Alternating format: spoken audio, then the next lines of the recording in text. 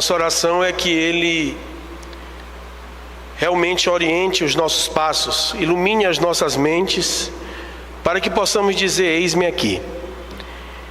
Independente do que eu ache que é certo, o que o meu coração se inclina, quando o chamado de Deus vem, Ele é irremediável, Ele é inalterado, Ele é inadiável, Ele é implacável na minha vida, na sua vida, como a vida daquele que falaremos hoje.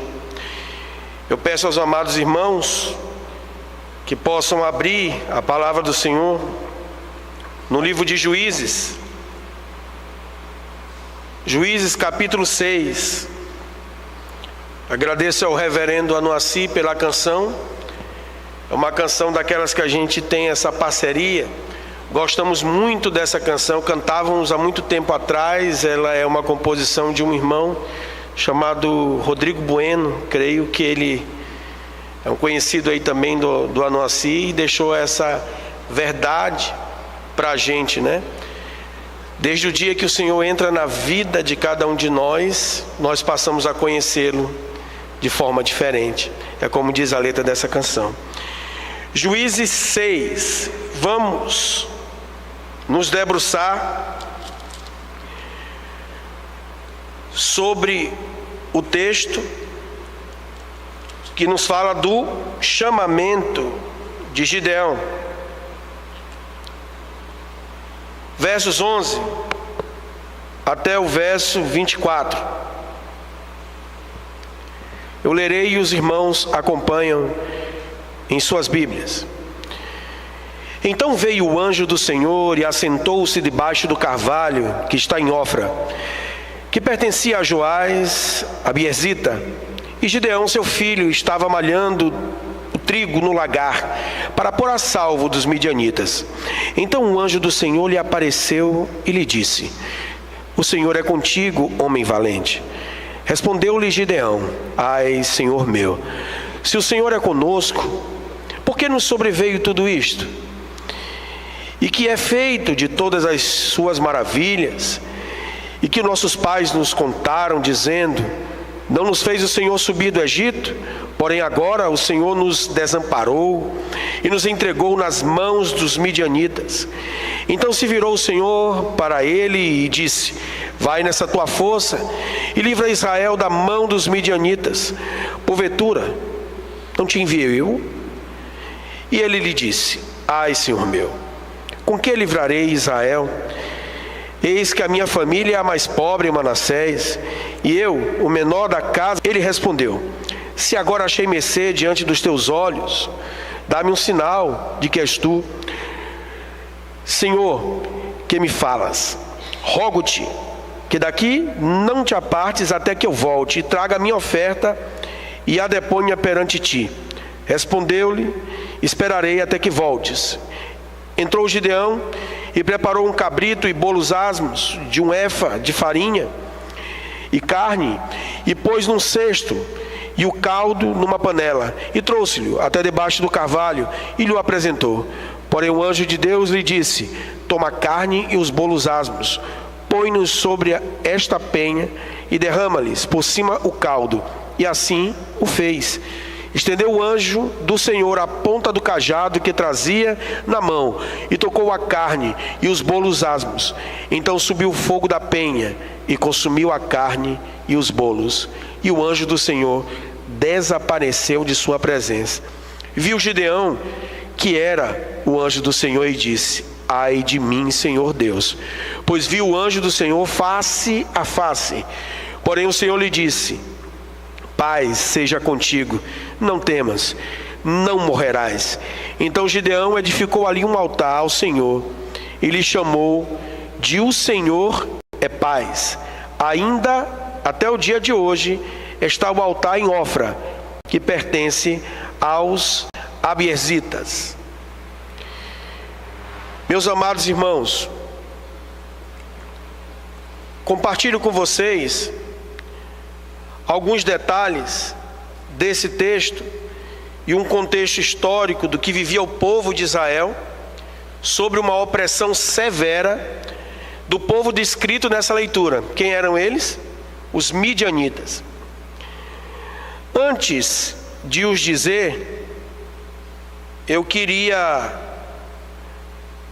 colocar para vocês alguns pontos estatísticos que são realidades nossas. Não sei se vocês sabem, mas o nosso querido, amado irmão Augusto certamente tem esses dados, né, Augusto?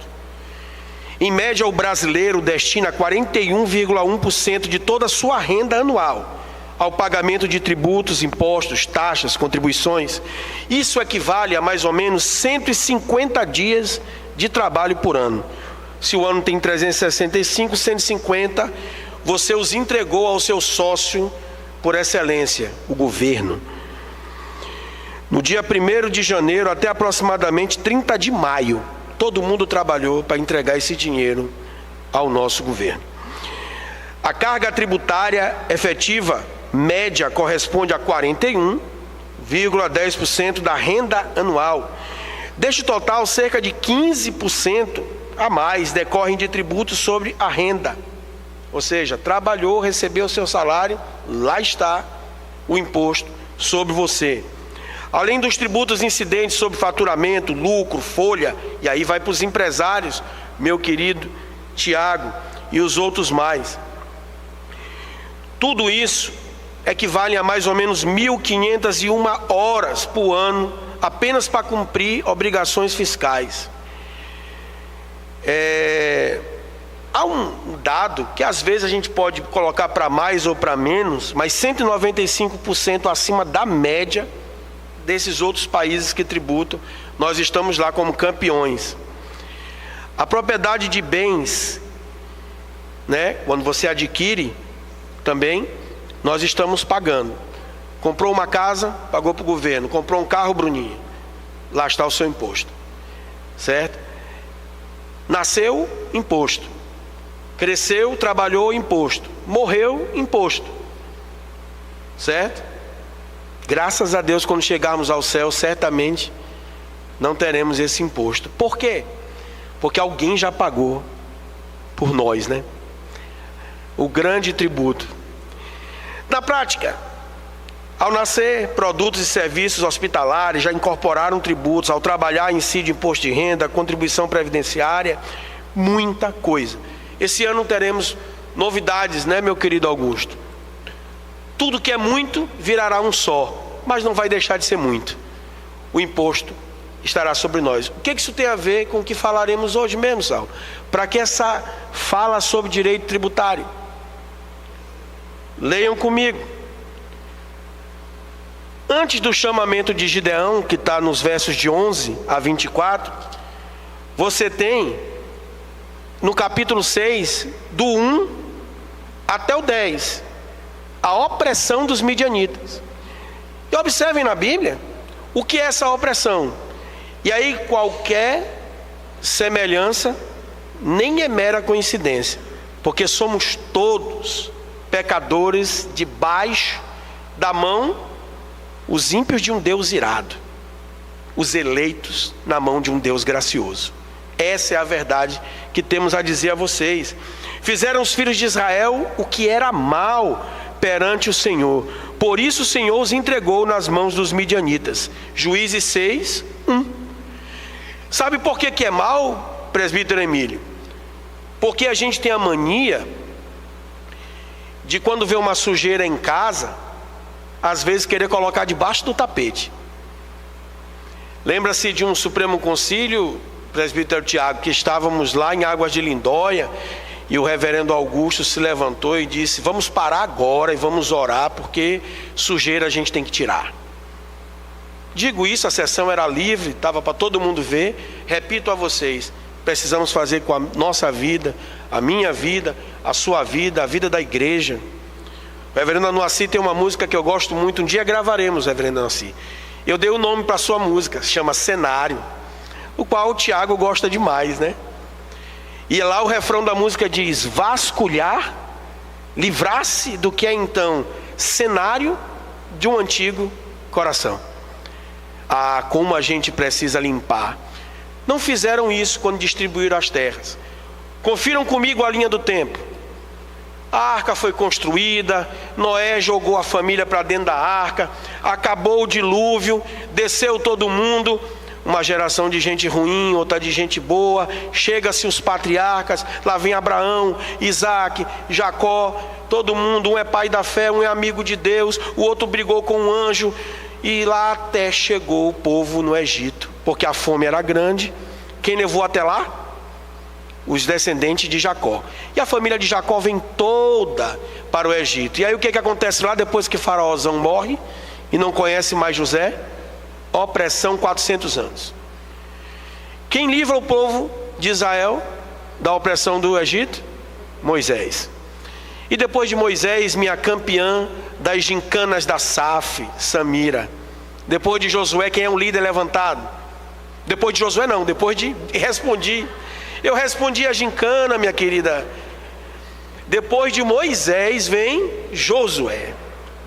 Gente, a palavra de Deus era clara em dizer que nos tempos de Josué, inclusive no seu chamado 24:15, ele diz: eu e a minha casa serviremos ao Senhor. E aí ele conclama o povo: tu está comigo, Namar? Tu e a tua casa também? Então bora. E o que diz a palavra de Deus? Que no tempo de Josué, todo Israel serviu ao Senhor. Mas também a Bíblia é implacável em dizer que foi só Josué dormir, cessou seus anos, e o povo meteu o pé na lama. Bem aqui, Juízes 6:1 diz que o povo fez o que era mal perante os seus olhos, e os midianitas vieram sobre eles. Agora, voltem um pouquinho no tempo comigo. Quem se lembra de um dia que eu tive aqui no púlpito falando sobre uma circuncisão que aconteceu no caminho de Moisés com a mulher dele, Zípora? Lembram-se? Vocês se lembram da descrição do sogro de Moisés? Quem era o sogro de Moisés? Jetro. E ele era um sacerdote de onde? De Midian. Gente, quando Josué vence as terras e distribui as terras, o mandado de Deus era para ocupar a terra e afastar aquele povo que não era povo de Deus. Cuidado com a idolatria. Olha a responsabilidade pelo jugo desigual, gente. E aqui eu vou falar a todos aí, nem vou olhar, nem vou olhar. Jugo desigual é pecado, viu, gente? Não brinquem com isso. Não se associem com quem não fala a mesma língua que você, não professa a mesma fé que você. Não falei para ninguém, não olhei ninguém. Entendeu? Então, gente, queria dizer para vocês que isso custou caro na família de Moisés. Moisés quase morreu naquele caminho para ser o grande libertador do povo do Egito, até que Zípora compreendeu que ela tinha que circuncidar. Gente, não brinquemos. O povo que recebeu a terra por herança das batalhas vigorosas de Josué não dissipou os midianitas, meu querido presbítero Tiago. E custou caro esse pecado, Fernando. Custou caro porque foram longos anos de opressão dos midianitas. A palavra de Deus diz que eles eram severos. Juízes 6:3. Porque cada vez que Israel semeava, alguma semelhança com o que eu li aqui? Cada vez que você trabalhava e o seu contra-cheque chegava, 27,5% era tirado. É a mesma coisa.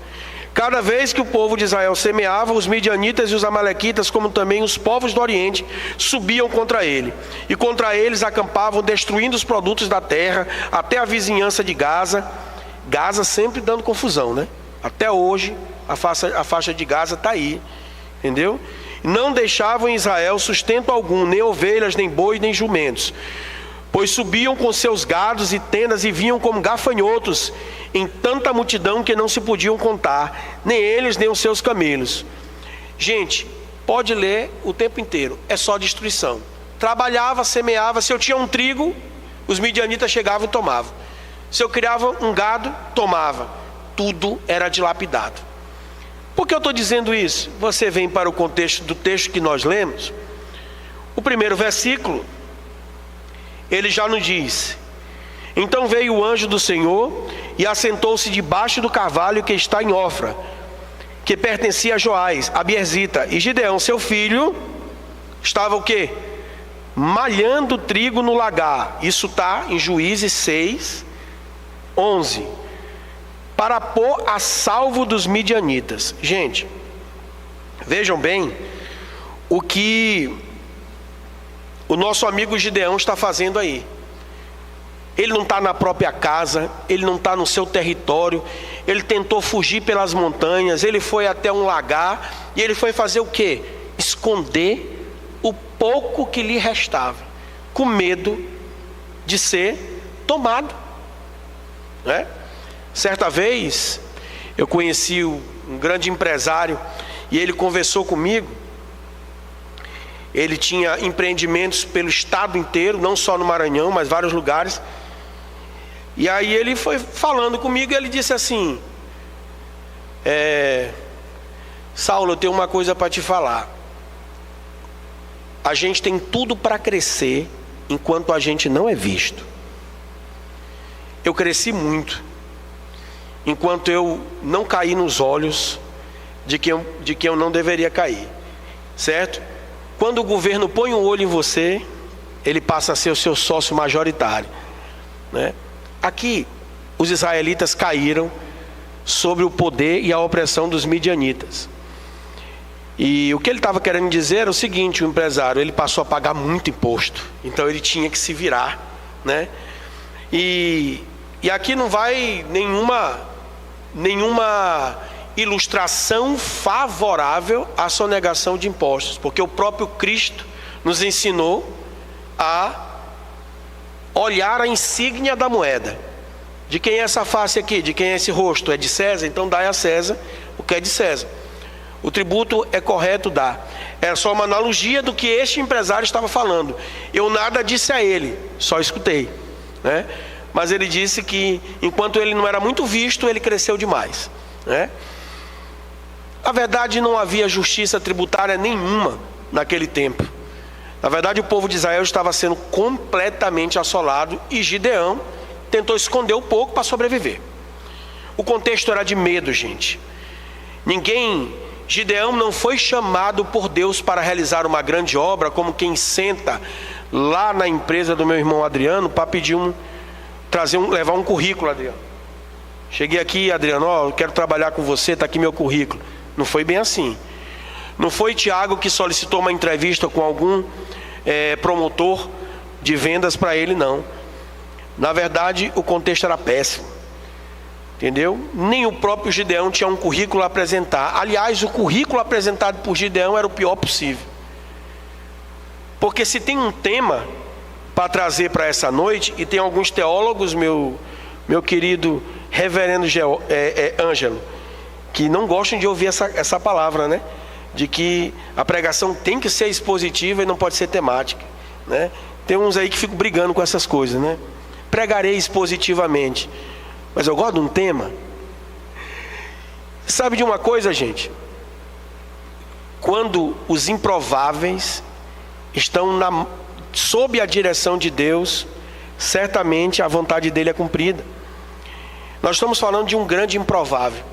Gideão era mais um dos improváveis da Bíblia. E sabe por que eu digo isso?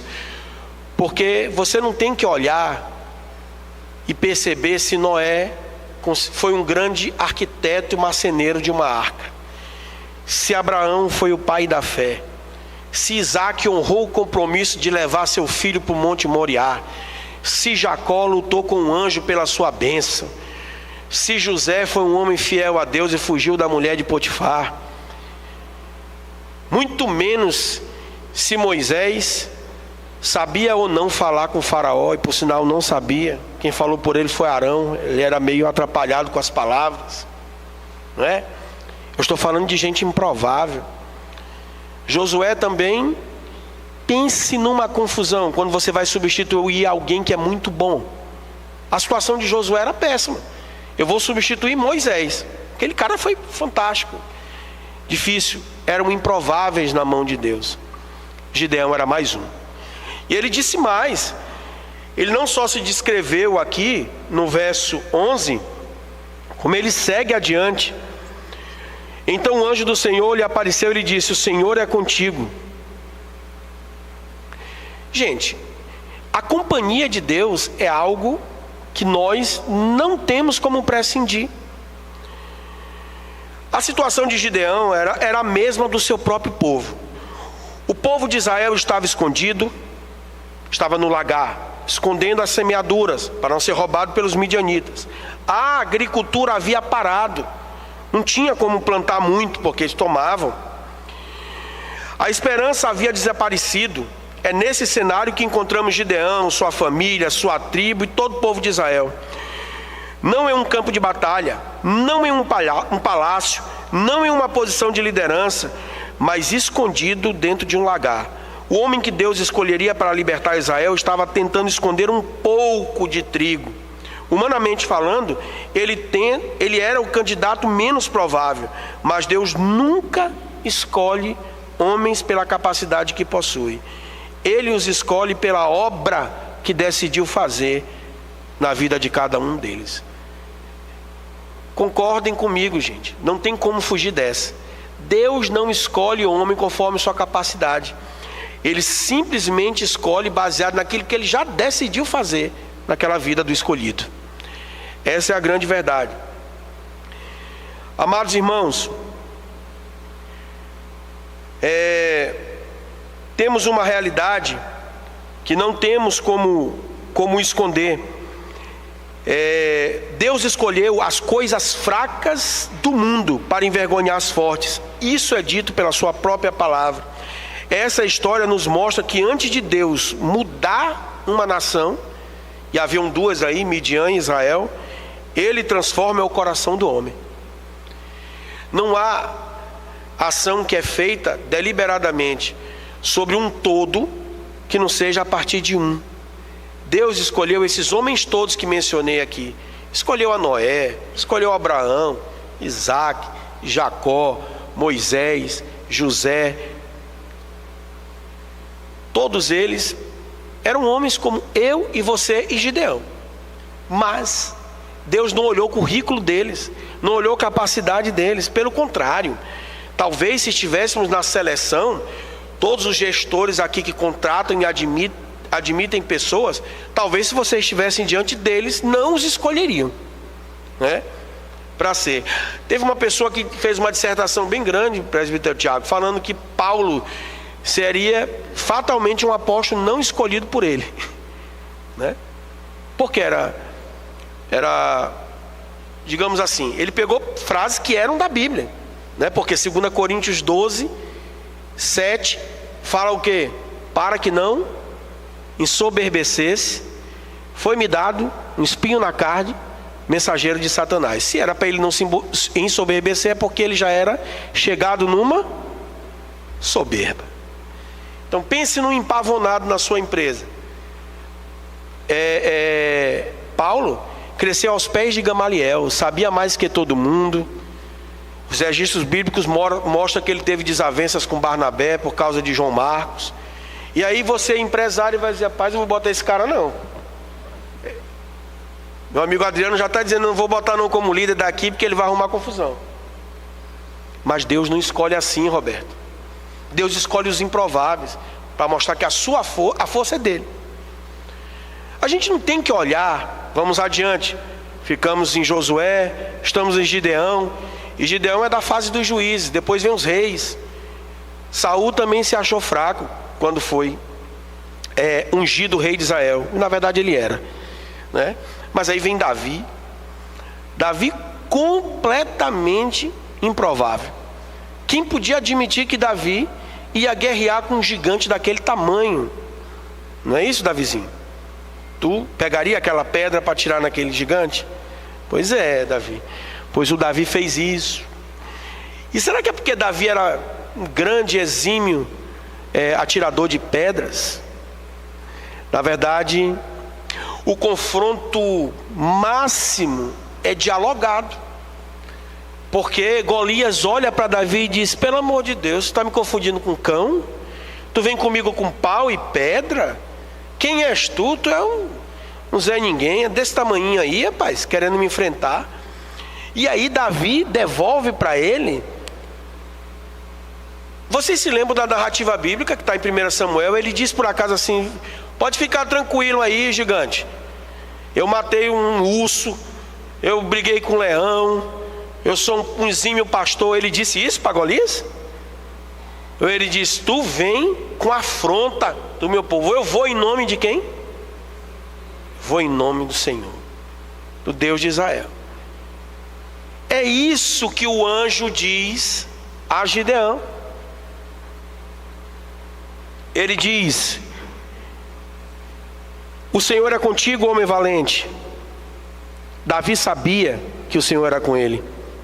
E Gideão aqui talvez estivesse ainda com uma música que foi cantada pelo reverendo Anoaci. Você veja que a expressão desde, ela é uma marca que divide dois tempos, antes e depois.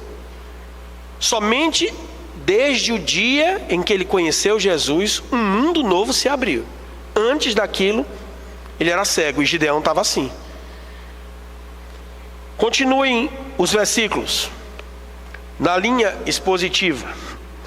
Respondeu-lhe Gideão: ai, Senhor meu, se o Senhor é conosco, por que nos sobreveio tudo isto? E você veja que ele começa com uma expressão numa condicional, se. Ele põe em prova a própria presença de Deus ali. Aqui, gente, os teólogos dividem aí, os estudiosos, né? Dividem se essa aparição do anjo era o próprio Deus. E aqui a gente pode ver algumas aparições na Bíblia são teofanias, né? E elas representam a segunda pessoa da Trindade, que é o próprio Cristo. E eu não discordo. Aqui é o Rei dos Reis. É o Rei dos Reis batalhando as batalhas. Aqui é mais um tipo de Cristo. É alguém que vai guerrear e libertar o povo. Então o Senhor Jesus vem aqui, sim, esse anjo maior é uma representação divina, e ele está encorajando Gideão. Mas veja que Gideão não entende. Gideão, ele não percebe. Ei, peraí, mas se tu é o Senhor mesmo, o que foi que aconteceu? Aí ele começa a descrever coisas que ele entende que já não aconteceu. Lembra-se que o pessoal escravizado no Egito também ficou do mesmo jeito. Também achou que não tinha mais Deus. Entendeu? Se o Senhor é conosco, por que nos sobreveio tudo isto? E o que é feito de todas as suas maravilhas que nossos pais nos contaram, dizendo: não nos fez o Senhor subir do Egito? Gente, isso está em Juízes 6, para vocês acompanharem. 6, 13, tá? Você veja que essa história do Egito, ela é emblemática. E ele torna a falar aqui com o anjo. Ele está discutindo com o anjo. Se tu é anjo mesmo e o Senhor é o nosso Deus, o que aconteceu com esse Deus que nos fez estar aqui? Nós estamos oprimidos pelos midianitas. Mas não foi esse mesmo Deus que tirou o povo dele do Egito? Porque a história do Egito, ela é uma história assim, até hoje, na mão dos incrédulos e ímpios, fantástica. Abriu o Mar Vermelho, o povo fugiu de Faraó. Faraó morreu com os carros dele lá naquele Mar Vermelho. Isso aí não é verdade. Muitos questionam. Por incrível que pareça, a incredulidade, ela passa pelo coração endurecido do homem por gerações. Moisés passou com o povo no Mar Vermelho, e quando Josué foi passar pelo Jordão, havia incredulidade. Olhem a narrativa bíblica. A passagem pelo Jordão, ela é pós-passagem do Mar Vermelho. Moisés passou com o povo pelo Mar Vermelho. Josué passou com o povo pelo Jordão, em direção a Canaã. Mas os povos cananeus já descriam que tinha acontecido isso no Egito. E há quem descreia hoje. O pessoal diz que é fantástica essa história. E o próprio Gideão questionou aqui. Tirou mesmo do Egito? Foi de lá mesmo que tirou? Mas se tu é Deus, por que a gente está preso aqui? E o que é feito de todas as suas maravilhas que nossos pais nos contaram? Por acaso meus pais estavam mentindo para mim? Não nos fez o Senhor subir do Egito? Porém agora o Senhor nos desamparou e nos entregou nas mãos dos midianitas. Isso foi o 13. Então se virou o Senhor para ele e disse: vai nessa tua força e livra Israel das mãos dos midianitas. Porventura não te enviei eu? Eu queria falar com vocês sobre o 14, e nós já estamos no 14, acompanha comigo. Você veja que na mão dos triunfalistas, um verso desse, ele pega e ele diz: você é campeão, não é cauda, você nasceu para vencer, você é um descendente de Gideão, vai nessa tua força, disse a palavra do Senhor. O que eu quero mostrar para vocês é que a Bíblia mostra, antes da expressão vai nessa tua força, ele diz o que antes do vai nessa tua força? Eu serei contigo. E aí, ele finaliza depois do vai nessa tua força, ele diz o que? Bem no finalzinho, do porventura. Vamos todo mundo ler o porventura. Porventura. Você veja que ele não só diz eu serei contigo, como ele coloca essa conjunção que finaliza a oração e diz porventura, não te enviei eu? Então não é a tua força, Gideão. Você, Gideão, é lua e eu sou sol. Eu tenho luz própria, você é um satélite natural. Entenderam o povo da geografia aí? Lua não tem luz própria. O outro também não tem. O sol é uma representação divina. É ele que dá, ele que transfere a força. Então, gente, não dá para eu fazer nenhuma história bíblica do ponto de vista humanista. Por isso que tem gente que exagera nas alegorias e nos exemplos, e aí coloca, muitas vezes no púlpito, uma carga humanista que não deveria. E talvez, não só no púlpito, mas no seu entendimento diário. Oh meu Deus, Jonas passou aqueles 3 dias dentro daquele peixe, meu Deus do céu, que homem forte. E ele foi lá e pregou e cumpriu a vontade de Deus. Gente, eu tenho dificuldade com Jonas. Inclusive eu vou começar uma campanha para eu orar para Deus me ajudar, para eu amar o Jonas quando eu chegar lá no céu. Jonas é complicado demais, gente. Jonas não quis ir, foi quase que amarrado. Acho que foi a pior pregação descrita na história. O cara pregou com raiva e terminou o livro dele com raiva e fedendo a peixe. Porque peixe só é bom frito, né, Roberto? Na hora quem está comendo, porque depois fica um cheiro danado. Mas o Jonas, ele foi complicado demais. Então não tem como a gente valorizar o ponto de vista humanista. Mas sabe de uma coisa? O que assemelha a história de Jonas para o que estamos vendo com Gideão? Meus queridos, o chamado é divino. A força é divina. O cumprimento disso é divino. Você não tem escapatória. Jonas não quis ir. Deus o comissiona, ele já muda o destino. Era Nínive e ele foi para Tarsis. Ele arrumou problema lá no barco, se jogou, pediu para jogar ele. Depois não entendeu nada. Depois confrontou o Senhor, dizendo: é por isso que eu não queria pregar para aquele povo, porque tu és um Senhor, tu és um Deus amável, de coração inclinado a salvar os povos. Entendeu? Disse tudo isso, aí foi se reencostar a cabeça debaixo de uma própria árvore que o próprio Deus colocou para ele. Depois se zangou porque Deus tirou essa árvore e Deus confrontou ele. Tu está zangado com essa árvore que tu nem plantou, né? Imagina eu que criei, que fiz aquele povo, né? Olha a retórica de Deus com Jonas. Mas Jonas não cede não, bicho é turrão. Interessa.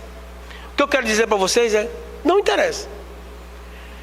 Não é a força de Jonas, não é a habilidade com as pedras que Davi tinha nas mãos, não é a eloquência do falar de Paulo, não são as virtudes dos 12 apóstolos, um deles não tinha nenhuma. né? Aliás, ele era bom de conversa, né? Judas era bom de enrolar pra caramba. Usava a ciência dele pro mal. Mas é isso, gente. Não há humanidade para os textos bíblicos. Deus está em todos eles. Eu queria colocar para vocês o seguinte: Deus encontra Gideão no lugar do medo. Isso está nos versos de 11 a 12. E nós já estamos no 14 e vimos tudo isso. Esse medo estava instalado. E o medo, ele está não só pela percepção do lugar que ele estava plantando para fugir dos midianitas, mas também na desesperança. Eu não tenho mais Deus. Deus abandonou o nosso povo. Nós estamos vivendo aqui. Eu nem sei se existe Deus, porque as histórias que os meus pais me contaram não está parecendo ser verdade para mim. Era o lugar do medo.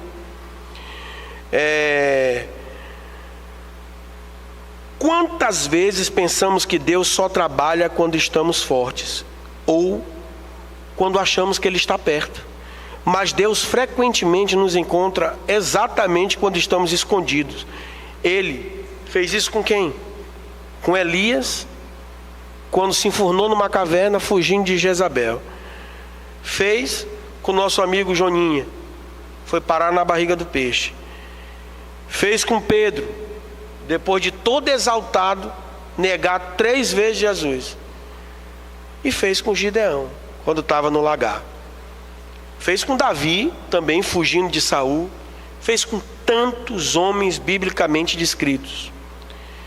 Deus nos tira, é o único capaz de nos tirar do lugar do medo. Temos muito medo. O medo de Gideão é o mesmo seu e o meu irmão. Porque fora alguns abastados, grande maioria dos brasileiros vão olhar para as suas despensas hoje à noite, pensar o que irão comer amanhã. Vão olhar, quem tem veículo, vai olhar lá para aquele marcador do combustível e imaginar como ele vai falar com o frentista, se é álcool, se é gasolina, põe 50, e o frentista te olha torto. Todo mundo, a maioria dos brasileiros é aquele que vai driblando as dificuldades. Gideão estava nessa, era medo, não sabia o que ia fazer. Ele estava escondido, tentando separar algo para o seu próprio sustento e de sua família. Esse mesmo Deus, que é o único capaz de nos tirar do lugar do medo, é o Deus que nos chama pelo exato motivo do que a sua graça é capaz de fazer, e não pelos nossos merecimentos ou as nossas qualidades. O que já dissemos no 13 e no 14. Por quê? Porque Deus é quem capacita. Ele que diz: eu serei contigo, porventura não te enviei eu. É isso que Ele faz. Aqui está uma das maiores lições da graça. Deus nunca chama pessoas porque são capazes. Ele as torna capazes porque as chamou. Posso repetir para você: Deus nunca chama pessoas porque são capazes. Ele as torna capazes porque as chamou. Esse porquê aqui, na verdade, é uma conjunção coordenativa explicativa para quem vai fazer a prova do Enem. Tudo quanto Deus exige de nós, Ele mesmo concede por sua graça. Curiosamente, tem pessoas, que contratam alguns colaboradores, Esse nome virou, nem sei se esse nome talvez tivesse que sair, do mercado, não, Tiago?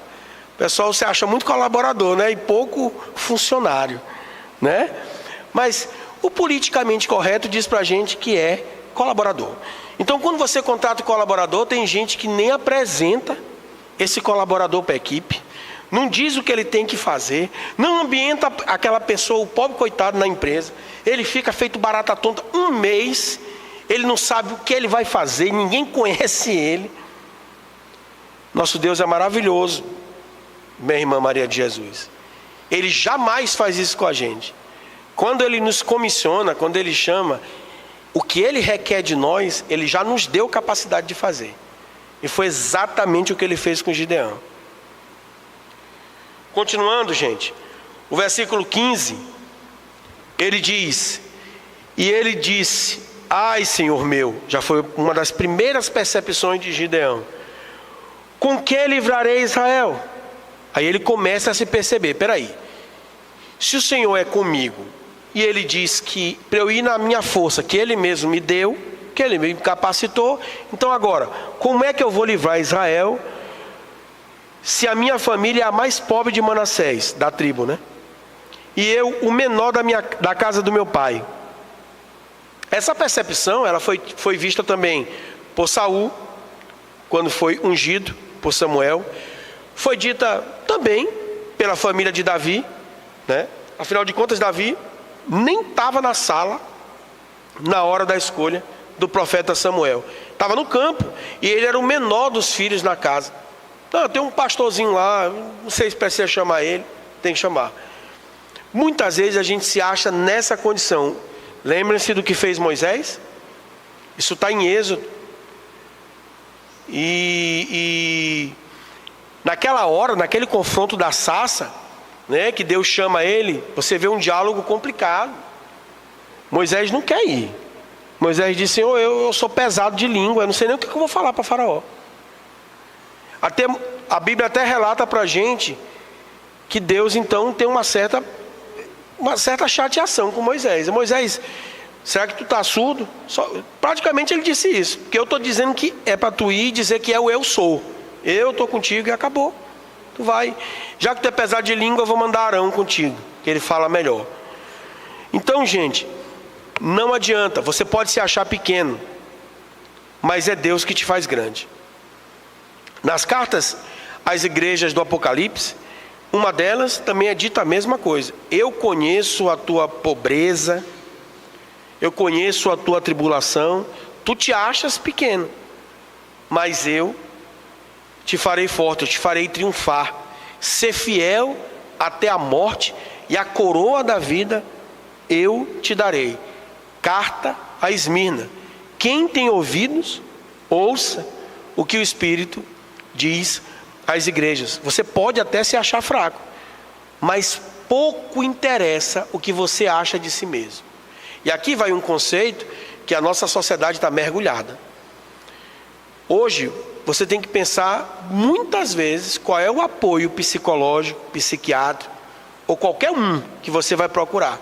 Porque muitas vezes o que é dito naqueles consultórios, se é dissociado da palavra de Deus, é um problema para você, meu irmão. É um problema. E a gente está até se arriscando falando desse tipo de coisa. Eu falei para vocês, todas as vezes que eu venho pregar, ou que me é dado a palavra, eu sempre gosto de dizer isso. Dessa vez eu não disse no início, deixei para dizer pelo meio. Nós somos privilegiados no país. Ainda podemos sentar, vir ao culto, abrir a palavra de Deus e nos debruçar sobre o ensino. Mas eu quero dizer que essa semana nós tivemos vários episódios já trazendo complicações para a igreja. Só esta semana que eu estou falando. Mundo afora, pessoas já estão sendo decapitadas. No Brasil, uma escola confessional, católica, um membro do Ministério Público, lá, reclamou de uma oração que foi feita lá. Ele disse que o Estado era laico e que era inconstitucional. Ela teve dificuldade de discernir o que é Estado laico e Estado ateu. Certo? Então, você veja que ali, se somos nós praticando um tipo de fala contra qualquer outra religião, sairíamos presos por intolerância religiosa. Mas quando é contra os cristãos, nós estamos sendo violentados. Esta semana também entrou uma autoridade policial numa igreja, com um fuzil na mão, porque a vizinhança alegou que estava tendo zoada demais. Vejam bem, vão acompanhando. Não vai demorar para pessoas virem dizer que a pregação está sendo misógina, machista, racista, e tantos outros adjetivos que nos qualificam como crime. Então é extremamente perigoso. O que eu estou falando do lado psicológico é esse. Nós precisamos ter cuidado com quem trabalha a nossa mente. Muito do que é dito por tantos profissionais se distanciam da palavra de Deus. Você não deve seguir seu coração. O seu coração é que tem que estar nas mãos do Senhor. Você só será exitoso dessa forma. Não busque a felicidade. A sua felicidade está no Senhor. Quanto mais você procurar em você mesmo, você não vai encontrar. Força nós não temos por nós mesmos. Nós somos capacitados por Deus. Então, temos uma outra lógica. Gideão só conseguiu entender a própria vida e a força que foi dada a ele quando ele enxergou o próprio Deus. No 16, você observa: tornou-lhe o anjo do Senhor, tornou-lhe o Senhor a dizer: já que eu estou contigo, não entendeu? Eu serei contigo, porventura não serei contigo. Já que eu estou contigo, agora no 16, ferirás os medianitas como se fossem um só homem. Gideão, o que parece muito para ti, para mim não é nada. Para mim não é nada. Gente, teve um cara que fez uma representação do Oceano Atlântico, próximo aonde afundou o Titanic, e ele estava mostrando que dependendo de alguns ângulos, você perde a noção do tamanho de um iceberg. Então, você pode estar olhando por uma luneta aqui do navio, e eita, aquele iceberg é grande, aí você vai dizer assim, não, aquele ali é só uma pontinha, né? Está olhando aqui o ângulo. O problema é que você não sabe o que está embaixo, né?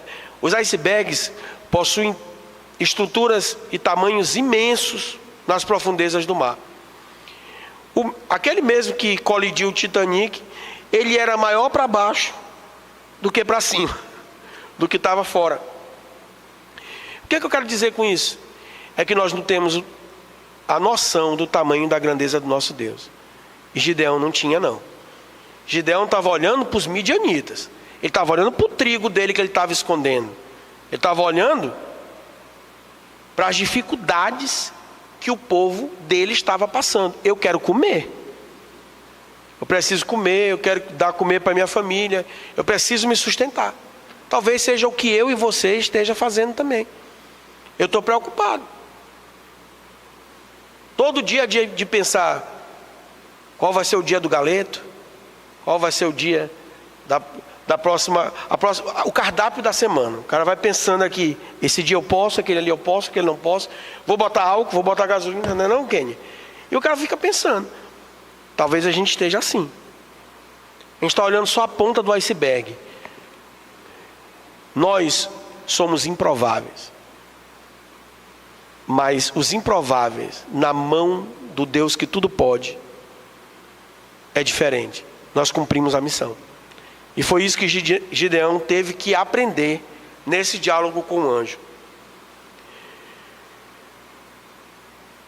Já que eu estou contigo, ferirás os midianitas como se fossem um homem só. O que parecia ser muito, vai ser nada nas mãos do Senhor. No 17, ele respondeu: se agora achei mercê diante dos teus olhos, dá-me um sinal que és tu, Senhor, que me falas. Rogo-te, daqui não te apartes, até que eu volte e traga a minha oferta e a deponha perante ti. Respondeu ele: esperarei até que voltes. Daí para frente, gente, tanto o verso 19, como o 20 e o 21, ele está falando de um momento digamos assim, era o diálogo em seu ápice final.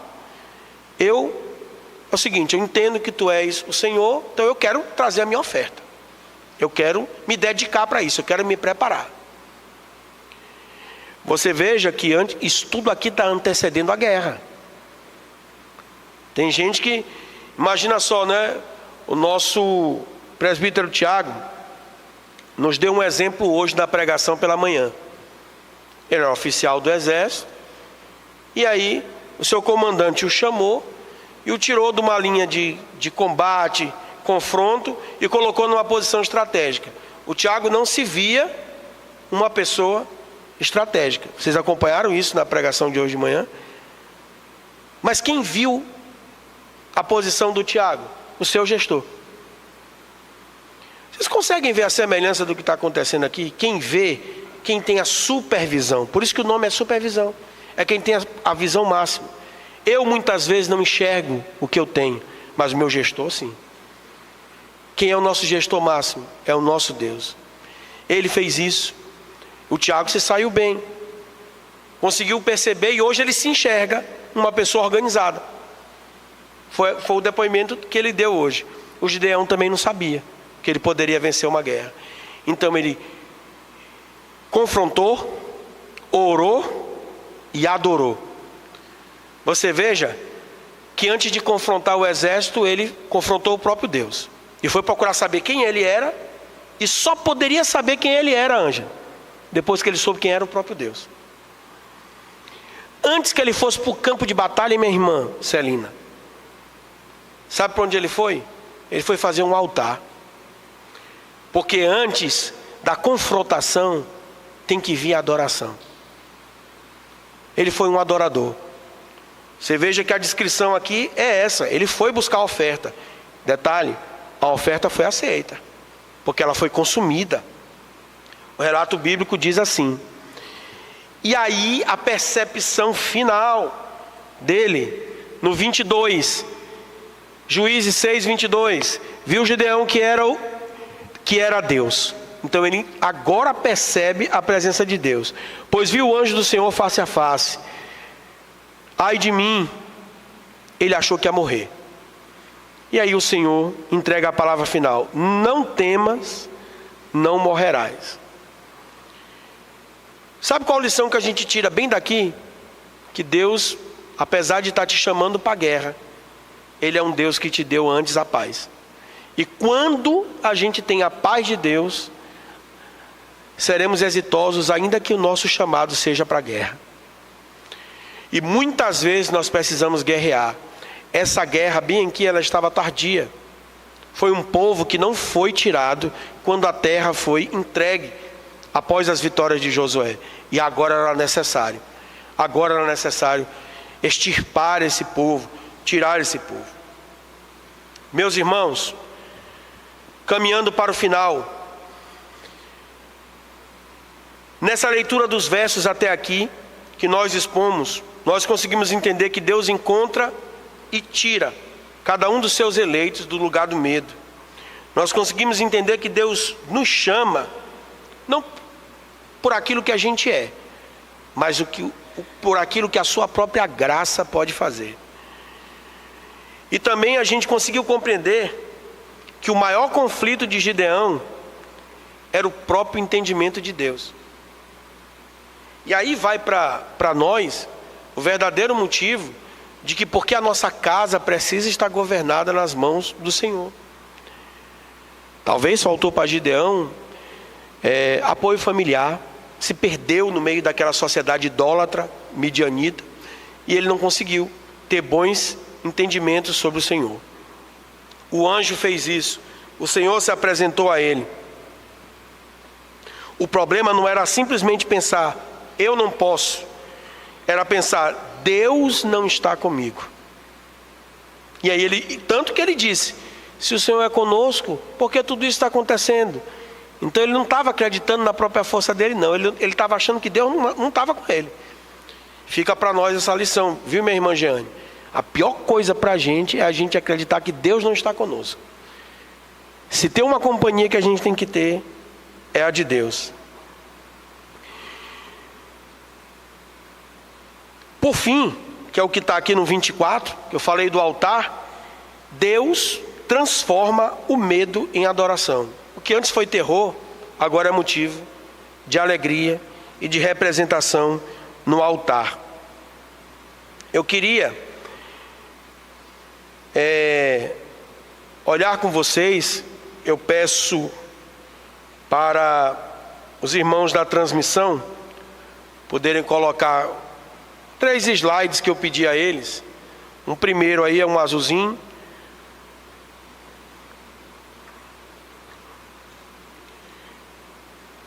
Eu não sei se vocês conseguem ler tudo, mas eu leio para vocês aqui. Isso aqui foi um estudo publicado na Universidade Presbiteriana Mackenzie. Esse registro está entre os anos de 2008 e 2009. Essa pessoa se chama Pécio Ribeiro Gomes de Deus. Ele é médico, psiquiatra. Ele é doutor em ciências da religião. E aí ele fez uma pesquisa, presbítero Emílio, sobre a influência das condições da psique humana, né? E como isso vinha da sociedade até chegar dentro da igreja. Então ele trouxe alguns dados de problemas que pessoas e geralmente líderes cristãos estavam passando. Passa o outro aí, meu querido Esdras. Queria dizer para vocês que da pesquisa, do total de pessoas que foram pesquisadas, ele resgatou em cima de prontuários médicos que ele tinha. 50 prontuários de pacientes foram encontrados com depressão. 26 desses 50, 26% eram pastores. E 13 deles eram pastores protestantes.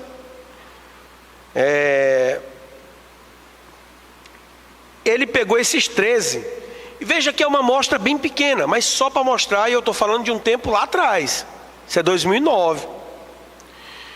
A Assembleia de Deus, ele conseguiu nessa pequena amostra dos prontuários 1, das igrejas Batista 3, e acreditem aí os presbiterianos, deu 9 dos 13, eles estavam com depressão. Então, num percentual, 69% deles eram presbiterianos. Qual a outra aí, Esdras?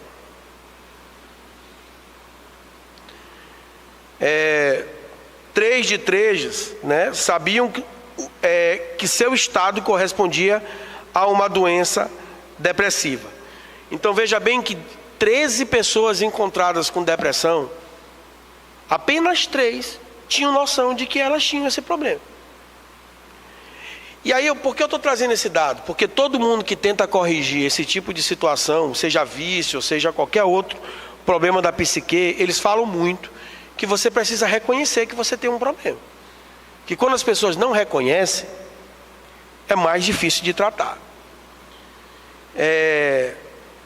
69% dos pastores tiveram prejuízo na busca por auxílio e tratamento especializado. Por que será que ele disse isso? Muitas vezes nós temos líderes cristãos e pastores como super-heróis. E a gente esquece que eles são pessoas como nós.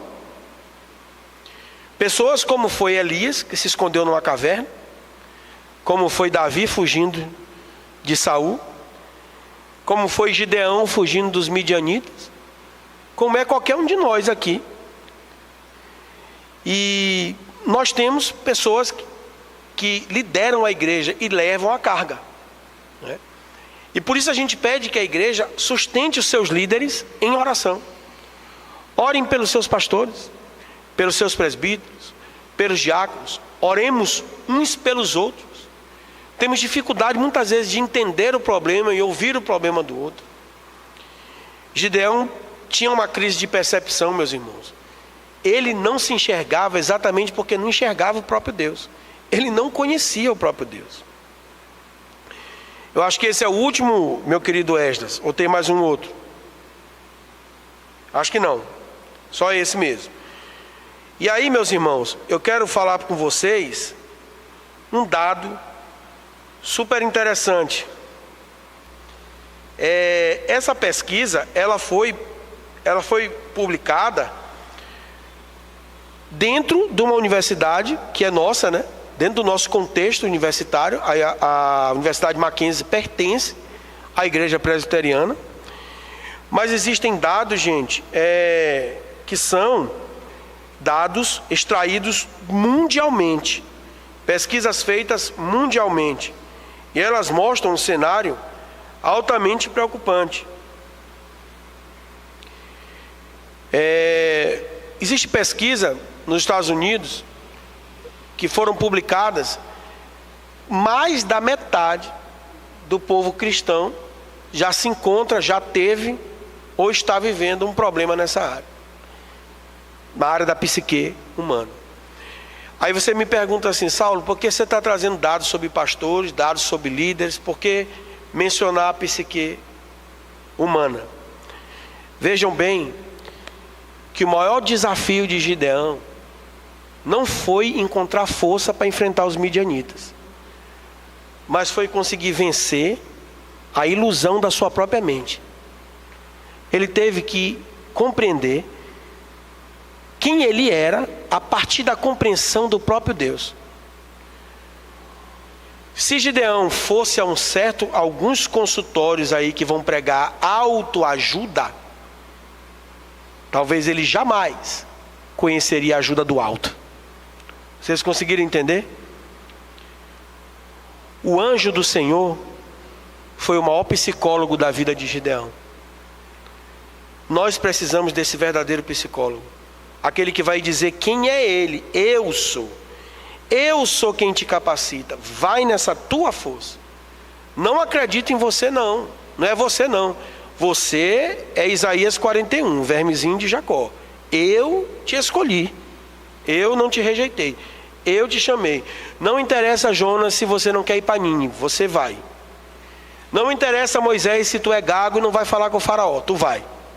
Não interessa, Josué, se tu está com medo de substituir Moisés, tu vai passar o Jordão. Não interessa, Gideão, se tu te acha pobre, se a tua tribo é a pior, se tu acha que tu é fraco, não interessa, tu vai. Ainda vai com pouca gente, porque se a gente for seguir o livro aqui de Juízes, vocês vão ver que essa batalha é pior ainda, né? Porque chega aí 300. Lembram-se dessa? Leiam a Bíblia. Porque a gente foi numa certa igreja aí, outro dia, a gente estava falando sobre texto bíblico, as pessoas ficavam assim. Graças a Deus eu não tenho esse problema aqui na igreja, né? A gente vai falando dos textos bíblicos e os irmãos respondem, né? Isso é sinal que a gente está lendo. Então, gente, essa é a grande realidade que nos traz a certeza para encerrar o sermão desta noite. Queria deixar para vocês que toda essa narrativa do livro de Juízes, ela não aponta para a vida de Gideão, ela aponta para a vida de Cristo. Assim como o anjo do Senhor veio ao encontro de Gideão, foi Jesus Cristo que veio ao encontro de pecadores. Assim como Gideão era improvável, os discípulos também eram. Você também é. Eu também sou. Assim como Deus prometeu, eu serei contigo, o próprio Jesus declarou, quando ele encontra os discípulos, ele disse o quê? E eis que estou convosco todos os dias. A comissão que o anjo deu a Gideão foi a que Jesus deu para mim e para você. Então, ainda que eu ache que eu não vou sobreviver a esta semana, eu tenho que ter certeza que Deus está comigo.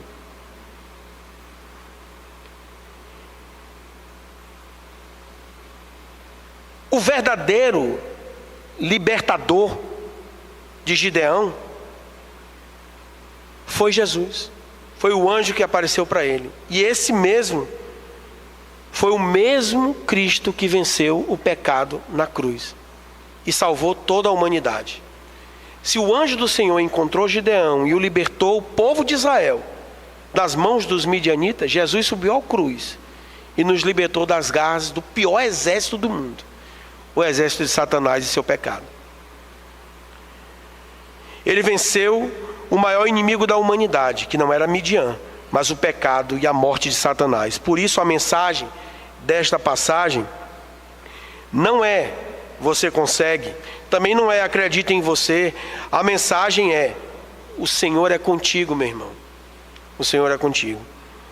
Essa foi a resposta para Gideão e a resposta para mim, para você e para a igreja do Senhor. Homens fracos e improváveis na mão de um Deus todo-poderoso são verdadeiros instrumentos para a obra de Deus. Que Deus nos faça assim, gente. Olhe para nós com a certeza de sermos homens fracos, improváveis, mas na mão de um Deus todo-poderoso temos o dever de fazer a sua obra exitosa. Em nome do Senhor Jesus. Amém.